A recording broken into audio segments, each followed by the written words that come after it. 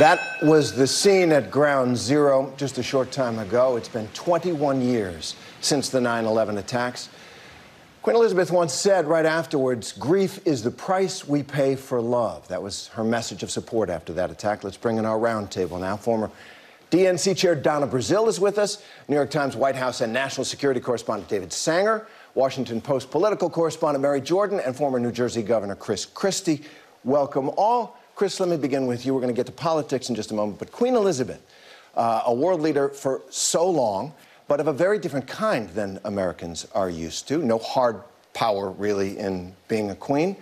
And yet, how do you think she served her country and the world, and what lessons for other leaders are there in the way she did it?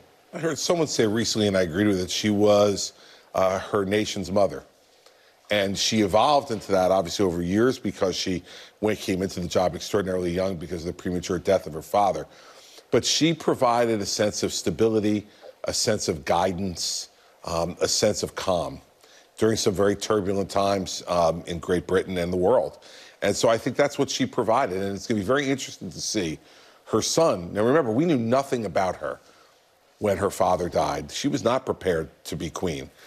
Charles, as you and I were discussing off air, has been preparing for nearly 70 years. And we know everything about him, his broken marriage, his difficulties with his parents and all the rest. Will he be able to be the same type of symbol for Great Britain, or will he have to change? I think that's going to be interesting to watch. All eyes on him. And Donna, I was struck this week. She was queen at the time Britain ended its role as a serious colonial power. And like all colonial histories, they've got a tough one. Genuine accomplishments, scarred by crimes as well. And yet, all around the world, ordinary people who used to be her subjects seemed really sad about her departure. You know, no matter what your beef might be with the monarchy, and the fact that when I hear, even now, watching some of the pictures, her subjects, she was a queen that wanted to be with her people, to be aligned with their values. She understood her duty, her responsibility, and yet at the same time, I think most people would understand that this was a role that she was not in line for, but she took on this responsibility. You know, I think about her as I think about Queen Victoria, because she was strong. She had a sense of history. Imagine meeting 13 U.S. presidents, 15 prime ministers, including now 3 women. I mean, we haven't had that in America. And 5 popes. 5. So God bless the Queen. May she rest in peace. May her memory be a blessing. But also, I would hope that King Charles II can rule in a different way. Third. Govern. The third? Right. He's the third? He's the third. See, I don't know all my history, but that's okay. Oh, well. They axed him. Let's not do that. So, Mary, you lived in London, and you got to meet the Queen. I'm going to ask what anyone would ask. What was she like? I think the part of her that is harder to see is her thriftiness and her mischievousness. So I met her in Buckingham Palace because she invited some Americans over because she was going to America. And she has a special interest in the States. I mean, people will tell you, the diplomats, British diplomats and Americans, that she wanted to know what was going on in Congress. She wanted to know what was going on with Trump and Biden. I mean, she was on the phone asking. So before she came to the United States, she had this little gathering in Buckingham Palace. You know, it's over-the-top, opulent, priceless paintings. And there she is. She's not fancy. She was, you know, this is a woman that uses Tupperware in the kitchen, right? And so that came across. And also, like, you are told, you know, okay, you're going to go up now and you can speak with her. And so we were in this little horseshoe. And who did she go to first? She went to the younger rowers, American rowers who were over there, and said, "Can I see your hands?" Because she's just so down to earth. She wanted to see the calluses because she knew if they were rowers. And there it began. And she, you know, she started laughing, and there was an American guy, and she said, "What do you do?" And he said, "I import waffle mix." And she started laughing. And she, you know, and she just had this little twinkle. I think she's funnier than you think. I think the big challenge for her son is you know, he's not known to be thrifty, and she is. And he'll have to be. Well, from Queen Elizabeth, you mentioned the former president, Donald Trump. Let's talk about this search at Mar-a-Lago and all the legal battle that's come out. And, Chris, I want to call on your experience on that. The judge in this case, or in the case that the Trump team brought, has appointed a special master to look over all the material that was seized out of Mar-a-Lago. The Justice Department is appealing. And former Attorney General Bill Barr said that that was a deeply flawed ruling. What do you make of it and the Justice Department's chances? Well, look, I think the Justice Department's chances are pretty good. And I think they are because their main thrust is that some of these may be covered by executive privilege. Well, there's only one executive who can assert the privilege, and that's the one who is the current executive, Joe Biden. A previous executive can't assert his executive privilege. You're not the executive any longer.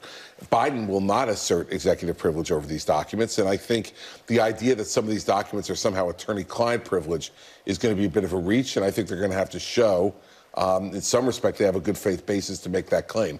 So I think, for one, I think the DOJ probably has a pretty good chance on appeal. But I think we also should take a step back, Terry, because I remember all the hysteria when this search was first done. And I was on the show saying we should wait and see why DOJ did this. It's not only the nature of the documents. We now have a good idea of the timeline.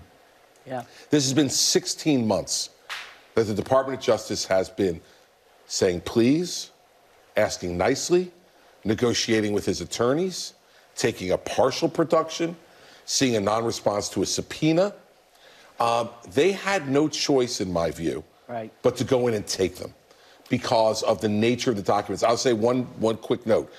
When you have SCI information, secure compartmentalized information, as the U.S. attorney, when I had to review that in the post-9/11 era, I had to go to a special room called a SCIF to review it. I couldn't take pictures. I couldn't take anything with me. He had that in the top drawer at Mar-a-Lago in his desk. That's a problem. I don't think he'll be prosecuted for it, but we had to get those documents back. Let's talk about that, David. Few people know more about this area of national security than you. How serious is this? What should ordinary Americans think about the documents that Trump had and the impact that it has on our national security? Well, the first thing is we've never seen a case before where a president took these documents with them.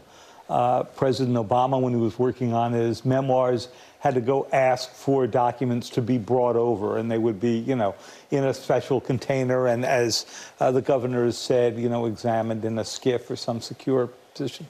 Second, it's the things we don't know right now that actually affect what the national security implications are.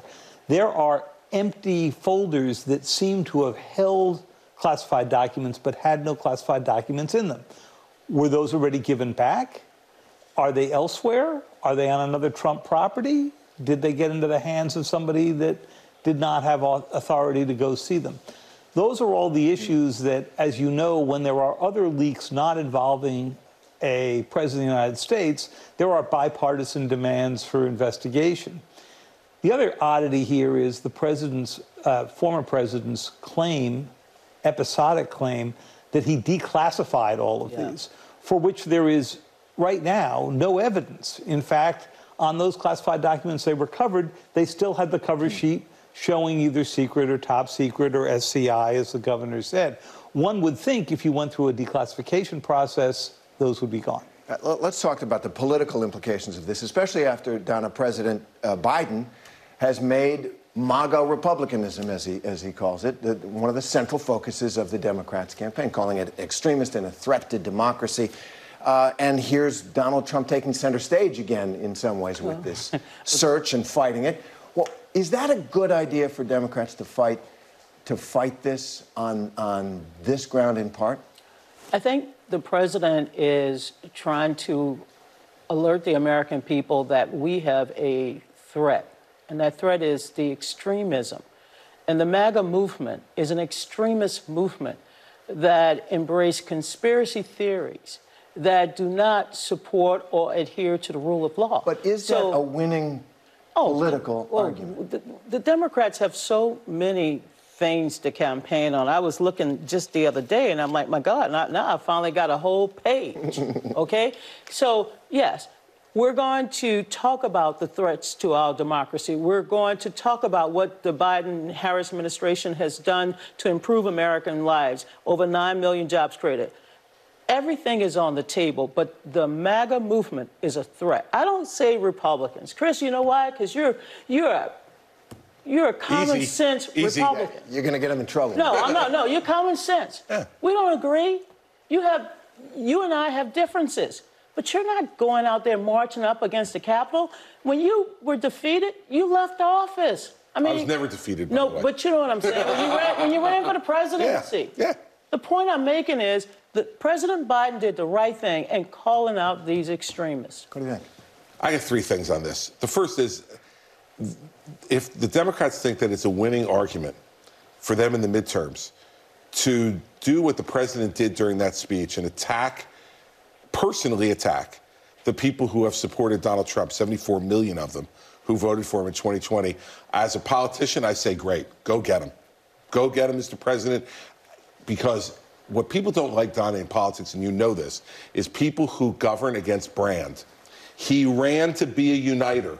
He ran and said he was going to bring the country back together, and then he stood on that stage with a blatantly red background, surrounded by Marines, and attacked 74 million people. You're not a MAGA Republican. Did you feel attacked? I did, because I voted for Donald Trump in 2020. All right. So, I think it was wrong of the president to do that. And I think the last piece of this is that, in the end, we see a Republican Party that is evolving. I do. And what matters and what's going to matter here, and what the Democrats who are so concerned about the threat to democracy, the most cynical, horrible thing I've seen is the money they're putting into Republican primaries to try to nominate Republicans who are election deniers. If that's such a threat to democracy, why would you want to make one of those people the final 2 for the United States Senate? We've got just a little bit of time, very little bit of time. The most astonishing story of the weekend, Ukraine. The collapse of the Russian forces in the sector in the east. It's a huge deal. And David as well. It's a huge deal. We'll see if it lasts, but the idea that we have Russians retreating, we have this new boost of morale among the troops in Ukraine. They're today, right now, crying in the streets, saying we pushed them back. We got new Ukrainian land. This is what it's going to do for the morale in a bad way to Russia, and what it is going to do in a good way for Ukraine is a very, very significant. And, we're talking about what's ahead in England. They need grain. They need this war to stop because the knock-on effects are huge if it ends. And the Ukrainians resourceful and brave once again. But what about the Russians? What do they do now? What are the dangers here? So there is a great opportunity here and a great risk. The opportunity is that for the first time, Zelensky may be in a position, President Zelensky of Ukraine, to move toward a negotiated settlement to this war.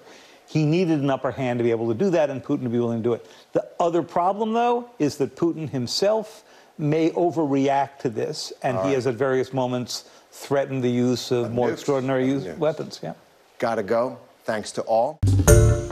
Hi, everyone. George Stephanopoulos here. Thanks for checking out the ABC News YouTube channel. If you'd like to get more videos, show highlights, and watch live event coverage, click on the right over here to subscribe to our channel. And don't forget to download the ABC News app for breaking news alerts. Thanks for watching.